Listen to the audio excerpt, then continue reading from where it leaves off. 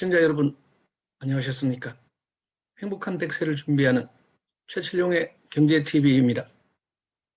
지금도 코로나로 힘드신 소상공인 및 국민들께 위로의 말씀을 드립니다. 백신은 언제 들어오는지 모르는 가운데 정부는 백신 수송 훈련을 했다고 합니다. 전 세계 우리나라보다 못한 후진국 포함 50개국 이상이 이미 백신을 접종 중이라는데 도대체 정부는 무엇하고 있는지 모르겠습니다.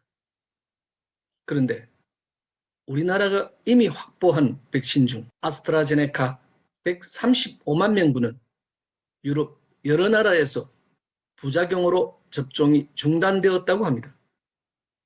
안 맞아도 걱정, 맞아도 걱정, 이래저래 백신 고민이 깊어집니다. 2021년 2월 5일 금요일 자산시장 이슈 및 뉴스 읽어드리는 시간입니다. 먼저 투데이즈 이슈를 보시겠습니다. 매일경제, 원전, 경제성 평가 조작, 백운규의 구속영장 청구, 검찰이 원전 경제성 평가 조작에 관여한 혐의를 받는 백운규 전 산업통상자원부 장관에 대해 구속영장을 청구했습니다. 향후 수사는 청와대 개입 여부를 밝히는 데 초점을 맞출 것으로 전망되고 있습니다. 4일 대전지검 형사 5부는 오늘 월성 원전 사건과 관련해 백 전 장관에 대해 직권남용 및 권리행사방해, 업무방해 등 혐의로 구속영장을 청구했다고 밝혔습니다. 백 전 장관은 월성 1호기 조기 폐쇄를 위해 한국 수력원자력이 경제성 평가를 조작하는 데 관여한 혐의를 받고 있습니다. 또 감사원이 이에 대한 감사에 나서자 이를 방해하기 위해 산업부 공무원들에게 자료를 삭제하도록 지시한 혐의도 받고 있습니다. 자료를 삭제한 산업부 공무원 3명은 기소됐습니다. 이 중 2명은 구속 상태입니다.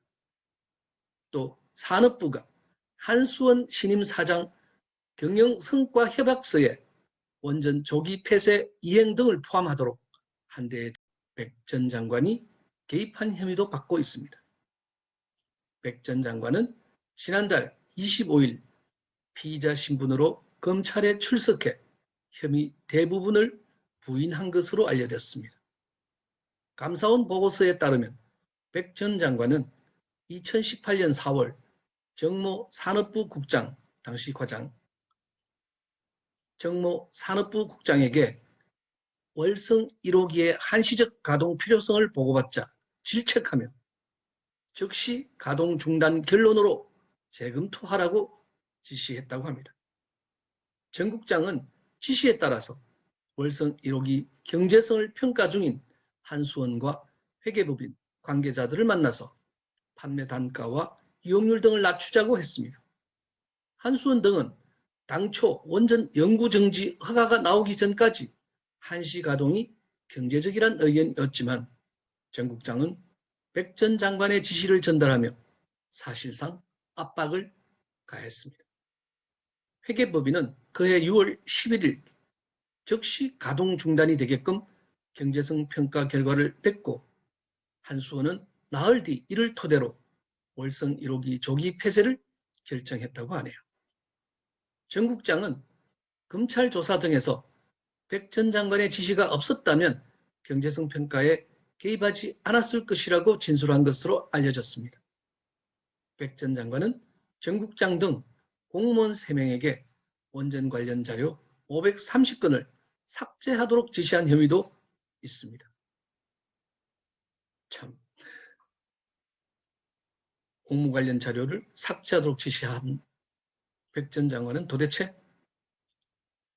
무슨 의도로 그런 일을 벌였는지 명명백백하게 밝혀져야 되겠습니다.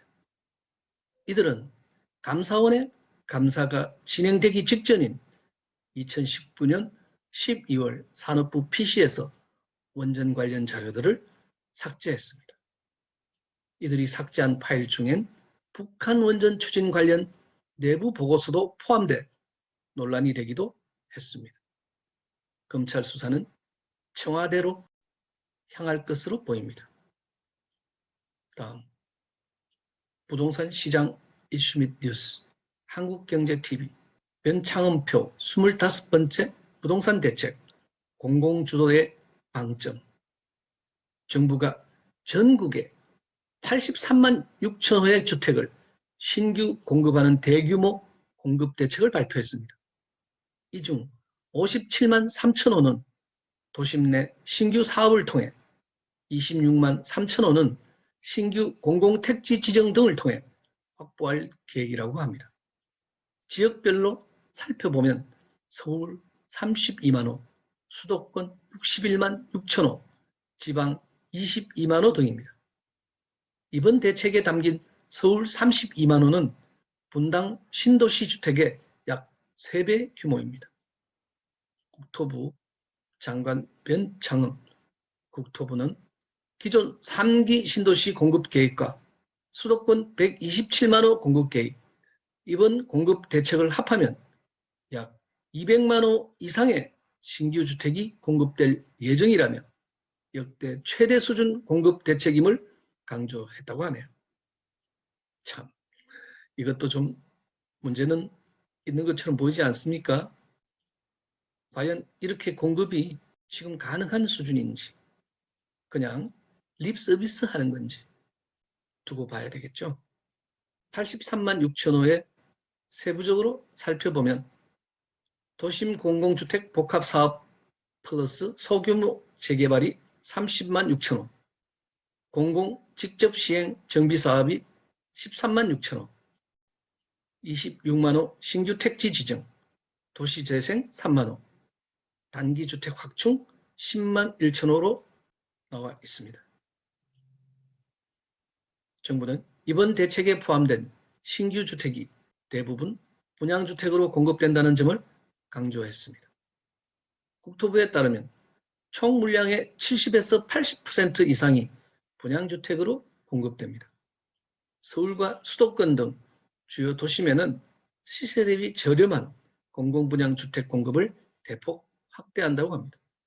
또한 공공임대주택도 현재보다 확대하고 일부는 공공자가주택으로 공급하는 등 다양한 방식의 내 집 마련을 지원하겠다는 입장입니다. 공급 모델과 물량은 검토 중인 단계로 구체적인 공급 방안은 추후에 발표하기로 했습니다. 아울러 이번 대책에 포함된 물량은 최대 50%가 일반 공급될 예정입니다. 이 중 일부는 추첨제로 공급됩니다. 한편 정부는 개발 기대감에 따른 주택 투기 수요를 차단하는 데 대한 자신감을 드러냈습니다. 대책 발표일 이후 사업구역 내 부동산을 신규 매입할 경우 우선 공급권을 부여하지 않는다는 방침입니다. 국토부는 투기 수요 유입을 차단하기 위해 대책 발표일 이후 사업구역 내 기존 부동산의 신규 매입 계약을 체결한 자나 지분 쪼개기를 한 경우에 대해서는 우선 공급권을 부여하지 않고 현금 청산할 계획이라고 밝혔습니다. 또한 시장 과열이 우려될 경우 토지거래 허가구역 지정, 개발 대상 지역 제외 등의 조치에 나선다는 계획입니다. 다음, 금융 주식시장, 서울경제, 게임스탑 또 42% 폭락, 이번 주에만 80% 하락. 미국 개미들의 반란으로 화제를 모은 게임스탑 주가가 연일 추락하고 있다고 합니다. 4일 현지 시간 뉴욕 증시에서 게임스탑은 전장보다 42.1% 떨어진 주당 53.50달러의 거래를 마쳤습니다. CNBC 방송에 따르면 게임스탑 주가는 이번 주 들어 80% 이상 급락했습니다. 지난주에만 400% 넘게 폭등하며 1600%가 넘는 월간 상승률을 기록한 게임스탑은 2월로 접어들면서 연일 30% 이상의 하락세를 보였습니다. 지난 3일에만 2%의 반등을 기록하는 데 그쳤습니다. 무료 증권 앱 로빈후드가 이날부터 개인 투자자의 게임스탑 주식 매수 한도를 500주로 늘렸음에도 불구하고 다시 주가는 추락했습니다. 기존에 500주 이상을 보유한 투자자의 추가 매수는 여전히 금지된다고 합니다. 제닛 옐런 재무장관이 이번 주 증권거래위원회 SEC, 상품선물거래위원회 CFTC, 연방준비제도 FED 수장들과 만나 게임스톱 사태에 관해 논의할 예정이라는 소식이 투자자들에게 부담을 줬을 가능성도 제기되고 있습니다. 헤지 펀드들의 공매도에 반발해 온라인 커뮤니티 레딧의 월스트리트 배츠 토론방을 중심으로 뭉친 개인 투자자들은 집단 매수로 게임스탑 주가를 끌어올리며 공매도 세력에 큰 타격을 가했었습니다.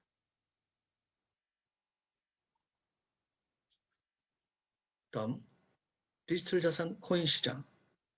코인 리더스. 비트코인 5만 달러까지 상승 가능. 블룸버그 전략가 금 매력 저하. 인플레이션 해지 자산으로서 금 매력이 떨어짐에 따라 비트코인 가격이 5만 달러에 이를 수 있다는 전망이 나왔습니다.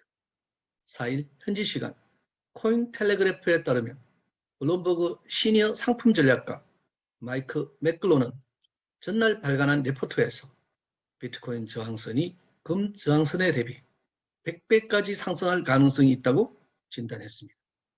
그는 비트코인이 3만 달러에서 강력한 지지를 받고 있으며 2024년에는 비트코인 변동성이 금 수준에 이르면서 가격이 훨씬 오를 수 있다고 내다봤습니다. 현재 비트코인 260일 변동성은 50%로 1980년 금의 변동성 수준과 같다고 합니다. 현재 비트코인의 저항선 4만 달러는 금 저항선 1800달러의 22배입니다.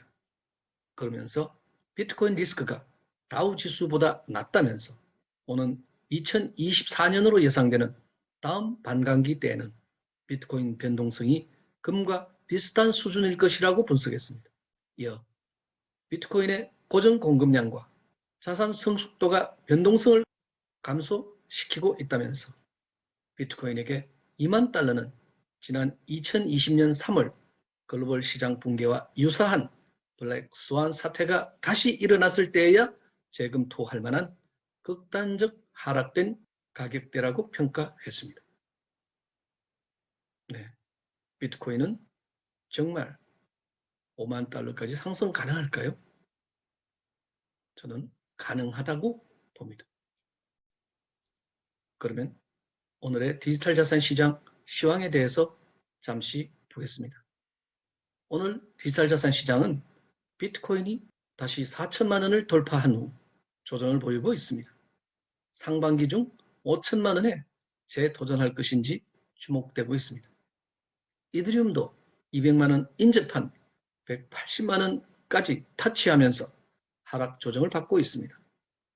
현금 비중을 조금씩 높이면서 급락장에 대비해 크게 오를 때는 부분적으로 익절을 하는 안전한 시장 대응이 유효하겠습니다. 오늘은 에이다의 상승이 눈에 띕니다. 오늘은 테조스에 대해 얘기해 보겠습니다. 투자는 투자자 본인의 책임하에 하는 것이며 본 속에는 매수 의견이 아님을 밝혀드립니다. 토큰 포스트, 테조스 기반 알고리즘 스테이블 코인 콜리브리 테스트 버전 릴리스. 체인 뉴스에 따르면 테조스 기반 알고리즘 스테이블 코인 콜리브리가 테스트 버전을 릴리스했다고 밝혔습니다. 이용자는 콜리브리 스마트 컨트랙트에 XTZ를 담보로, XTZ는 테조스의 심볼입니다. XTZ를 담보로 스테이블 코인 KUSD를 발행할 수 있습니다. 테스트넷에서 XTZ, KUSD는 실제 가치를 지니지는 않습니다. 타노스 월렛 익스플로러 확장 프로그램을 다운받아야만 콜리브리 사용이 가능합니다. 네, 테조스도 스테이블 코인을 발행합니다. 스테이블 코인은 코인의 가격이 거의 변동하지 않고 안정된 암호화폐를 말하죠. 암호화폐는 일반적으로 가격 변동성이 큽니다. 이런 암호화폐의 가격을 일정하게 유지하기 위해서 법정화폐 또는 다른 암호화폐를 담보로 잡거나 정교한 알고리즘에 의해 공급량을 조정하는 방식으로 스테이블 코인을 구현할 수 있습니다. 스테이블 코인의 사례로 테드, 제미니 달러, 스팀 달러, 다이, 베이시스, 테라, 스냅, 트루 USD, USD 코인, 팍소스 스탠다드, 앵크 토큰 등이 있습니다. 국내 거래에서도 암호화폐의 가격 안정성이 필요한 경우가 있지만 특히 수출, 송금 등 해외 거래에서는 급격한 환율 변동성 및 수수료 등의 영향을 받지 않고 암호화폐가 안정적 가치만 보장된다면 널리 안전하고 편리하게 사용될 수 있는 것이 바로 스테이블 코인입니다. 그러면 좀 더 테조스에 대해서 알아보도록 하겠습니다. 테조스는 사용자가 프로토콜을 효율적으로 관리하고 미래 혁신을 구현할 수 있는 공식 프로세스를 제공하는데 이를 위한 핵심 기술이 바로 온체인 거버넌스입니다. 온체인 거버넌스는 모든 사용자에게 자체적으로 수정할 수 있는 암호화 원장 셀프 어멘딩 크립토그래픽 레저를 제공합니다.